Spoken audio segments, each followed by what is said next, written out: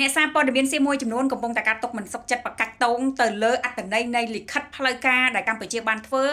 ផ្ញើចេញពីក្រសួងការពារជាតិកម្ពុជាទៅកាន់ក្រសួងការពារជាតិរបស់ថៃកាលពីថ្ងៃទី24តាមពិតលិខិតនឹងធ្វើថ្ងៃទី22ប៉ុន្តែទៅតែត្រូវបានទម្លាយដោយយោធាសៀមនៅក្នុងថ្ងៃទី24ធ្វើឲ្យប្រជាជនសៀមមានការយល់ច្រឡំថាកម្ពុជារបស់យើងនេះធ្វើលិខិតទៅក្នុងអត្ថន័យ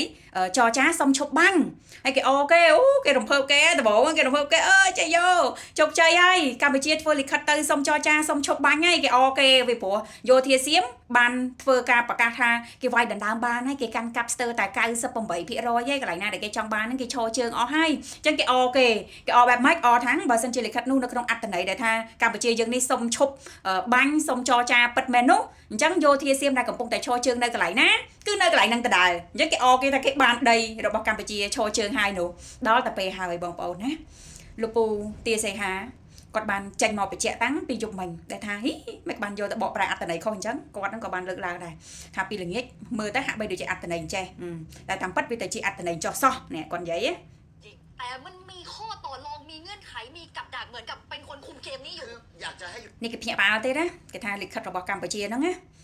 មើលទៅហាក់បីដូចជាសុំចរចាប៉ុន្តែវាបែរជាមិនមែនជាលិខិតសុំចរចាវាហាក់បីដូចជាមានលក្ខខណ្ឌណាតវ៉ាគ្នាហើយវាមានចំណុចដែលកម្ពុជានេះធ្វើជាអ្នកគ្រប់គ្រងហ្គេមហ្នឹងទៅវិញ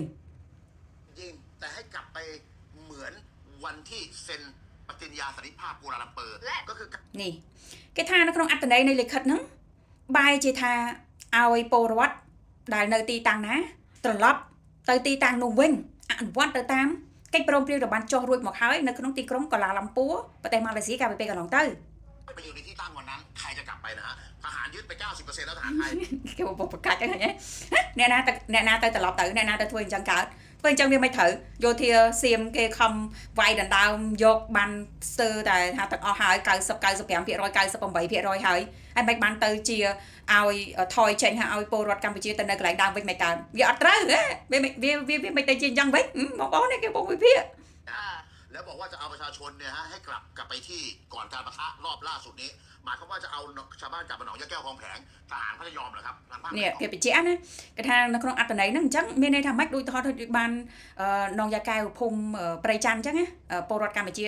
នៅនឹងពីមុនមកអញ្ចឹងគឺឲ្យពលរដ្ឋកម្ពុជាទៅនៅនឹងវិញមិនអញ្ចឹងមិនកើតវាមិនត្រូវនេះបងប្អូនគេកំពុងតែវិភាគអញ្ចឹងបានថាកម្ពុជាយើងដែលធ្វើលិខិតមួយនេះចេញទៅគឺអត្ថន័យខ្លឹមសារខ្លាំងក្លាណាស់បងប្អូនហើយបងប្អូនដឹងថាអ្នកណាដែលជាអ្នកធ្វើលិខិតមួយនេះទេបងប្អូនគឺលោកពូឧត្តមសេនីយ៍តូ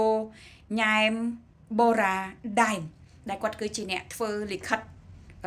នឹងឡើងហើយផ្ញើចេញពីក្រសួងការពារជាតិរបស់កម្ពុជារបស់យើងនឹងទៅកាន់ក្រសួងការពារជាតិរបស់ប្រទេសថៃ